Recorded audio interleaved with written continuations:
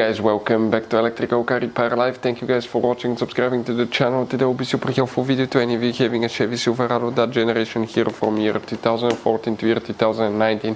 If you need to find where the diagnostics port fuse is located, which fuse you need to check, where you can guys buy cheap parts, tools, fuses, relays at a good price, quick shipping, that way you do not waste money and time. Why it's always a good idea to test fuses and relays.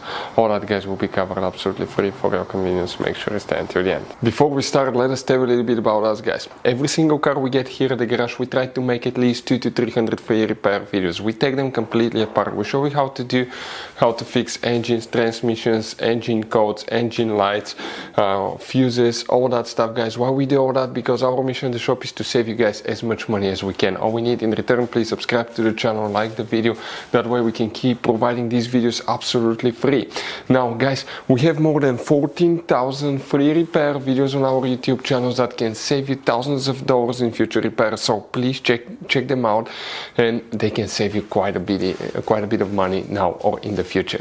For the diagnostics port, which fuse we need to check, we will demonstrate on this generation Chevy Silverado here. Now you guys have many hidden fuse boxes all over this truck, and 9 out of 10 people do not know they exist. We'll recommend to check out the video on our YouTube channel about fuse box location on Chevy Silverado. Go ahead and open guys the driver door.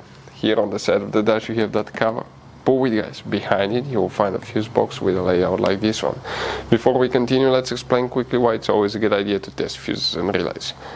It is guys very important to test fuses and relays. On those fuses you cannot clearly see if they're burnt or not, especially you can see in the J-case fuses as well. And if you guys assume, okay, let's say you remove a fuse, you look at it and you assume guys that it's actually a good fuse, but it's actually a bad fuse. Sometimes you cannot clearly see that. What can easily happen guys at that point, you can put the bad fuse in and you start replacing parts and tools that you don't need to, so you lose your time, you lose your money to fix a problem that doesn't exist, when all we had to do is test the fuse and replace it. We'll put a link to a special video that will teach you how to test fuses, how to check relays very easily as well guys. So check it out, it will be in the description of the video below. Now guys, quick thing, if you need to buy fuses, relays, parts, tools at a good price, quick shipping, that way you do not waste money and time guys, we're going to put the links in the description of the video below for your convenience. Please check it out, that way you do not waste money and time.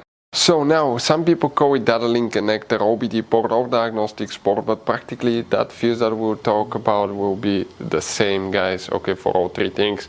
Now make sure to stay until the end. We want to give you one good advice, that way you do not end up being stuck in the middle of nowhere like it happened to us. Here if you have 2014 through 2016 model, you have that fuse box layout here, and the fuse guys that we're talking about that we need to check is fuse number 25. It's that double fuse right here. It's a special fuse guys. We'll put the link in the description of the video below where you can get it from. Now if you have a 2017 through 2019 model, it will be exactly the same location again guys. We're talking about fuse number 25 that you will need to check specifically. That's for OBD port, data link connector, or also known as diagnostics port. Now guys, you have all kind of different fuses and relays in that Chevy Silverado. You have different fuses, relays that could be really hard to find, especially if you're in the middle of nowhere. And one time we needed a replacement one, we couldn't get one, we were stuck in the middle of nowhere because of that. So what we do now, we always get some spare fuses, relays, keep them in the glove box for a peace of mind guys, that way you do not get stuck in the middle of nowhere like it happened to us guys. Hopefully the video will be helpful. Thank you guys for watching and see you next time.